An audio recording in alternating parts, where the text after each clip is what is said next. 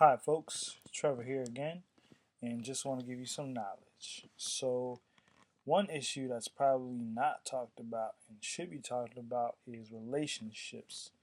And I'm going to focus mainly relationships at a HBCU. Now, I myself have gone to Hampton University, and one thing I've noticed is it's not what's cracked up to be because, first of all, people don't realize that HBCU there's majority women compared to men. So to give you a little example, at Hampton it's almost 70% women and about 30 to 35% males. So basically, the women outrank you by twice, almost everywhere. And I'm not saying there's anything wrong, but the thing is, it's not what's all cracked up to be, and it needs to stop because there should be no reason why, if it's almost twice the population as men as there is to women, that men should be having a problem getting girlfriends or having jump offs or whatever. Because when you go to HBCU and you see all these girls, and you're just like, oh wow, there's so many girls, I can probably get somebody. But that's not the case. At HBCU, it's just okay. You go to meet a few girls, and you're like, oh hey, how are you? You know, it's all cute and everything. When freshman orientation, you're just like, oh, it's cute. How are you? But as the dude, you're just like, okay, this girl's cute. Let me get a number. You get her number, but then she says, oh no, after hanging out, oh we're just friends, or oh you're like a brother over time after you know her, or oh no, I don't like you. But then they go to some other dude who's, a mean guy or not really good, and she's just dating a jerk. And then she wonders, she comes to you and says, oh, all these guys are trash.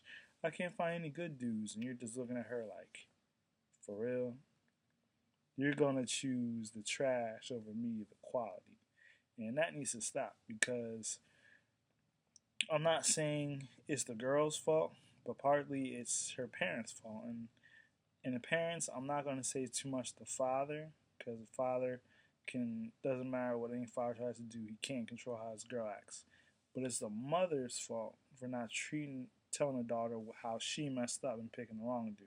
Because you have a lot of these situations where girls have fathers that are like real thuggish, or I hate to say it, but act like a gangster or pants sagging or just not really respectful to the woman.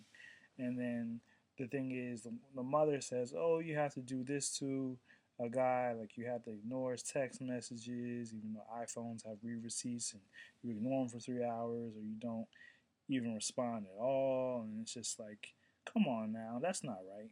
Like, you shouldn't be teaching your daughters the wrong way to handle men. And as far as ladies need to understand, they need to understand that, hey, you need to treat us with respect. If you want us, let us know, and don't just beat around the bush and try to do hints. Because as fellas, you need to understand, when it comes to HBCU, you're not gonna get typically the girl of your dreams or your jump off, a girlfriend, whatever. It's not what it's dreamed up to be. And I don't want my brothers going to HBCUs find out that, oh, these beautiful women, but the majority of them you can't even get, because you can get their number, you can hang out with them even. But as far as starting a relationship, that's the hard part.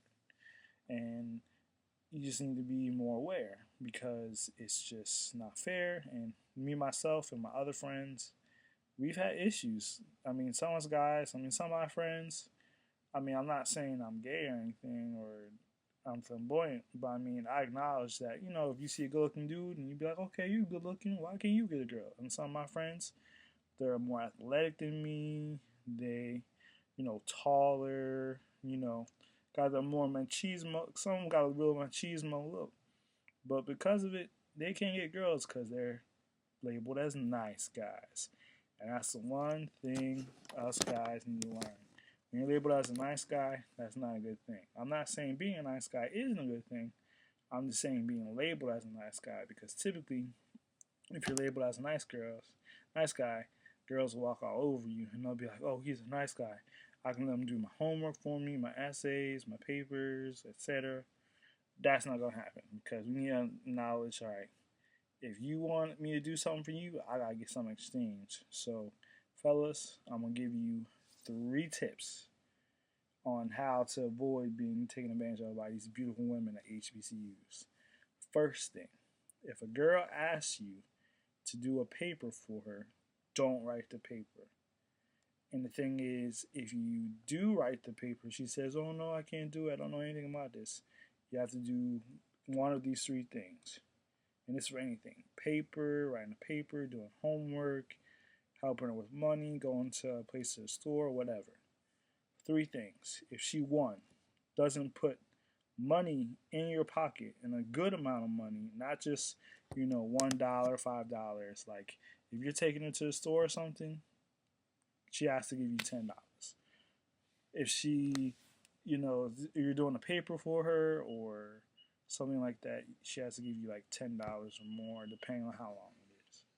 And my thing is that if you make sure she has to pay you, she has to, two, offer you something equal in return. So if you're gonna do something for her, she has to do something for you in return. Or third thing is, if she doesn't give you the money, doesn't want to do something for you in return, she has to give you a sexual offer in return. Because my thing is, if I'm gonna do something and take something out of my time, or something I don't have to do, or do something, you have to give a sexual offer. So typically, if she ain't gonna give you a kiss on the cheek afterwards, or a kiss on the lips, or something like that, or even, you know, a hand job or something.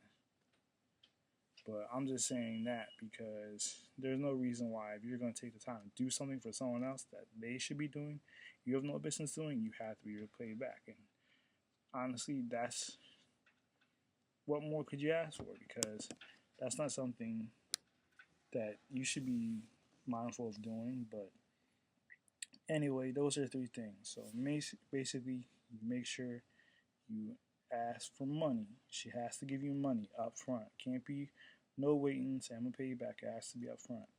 2, it has to return the favor. So if you're gonna write her a paper or do something for her, take her to the store, she has to take you to the store or do something. And then, so it's food. Oh, sorry, money, food. So food, that'd be the other thing, like doing something in return, getting you food. So it'd be money, food, or some type of sexual favor. Because if you can't get those 3 things, there's no point in doing it. Because, I mean, it's just waste your time and you get abused and then you feel like, oh yeah, I did this for her, she's gonna give me her pay back, but she doesn't pay you back. Because girls, they can be heartless. And they just think, oh, it's fine, he's my friend. Well, sorry. Friends can't do everything for friends. You can be my friend and know you for a while, but if it comes to the opposite sex, you have to do more for that person. And I'm just keeping it real, giving advice to my friends at HBCUs and doing anything. But keep up the good work. You know, this is a video for my incoming freshmen or either anyone transferring to a HBCU. I'm not saying this is at every HBCU, but from my experience being at a HBCU for a number of years, this is what happens. And I'm not saying that Hampton is all wrong. Don't get it twisted. I'm just saying there's a majority of girls that practice these things, taking advantage of these dudes. So to my brothers, make sure you learn and make sure if you're going to do anything for a girl and it's a favor, she has to give you money, food, or a sexual favor of some kind. If she doesn't give you those 3 things, cut it off, don't do it, and don't waste your time. That's my advice to you, and have a good day. Peace.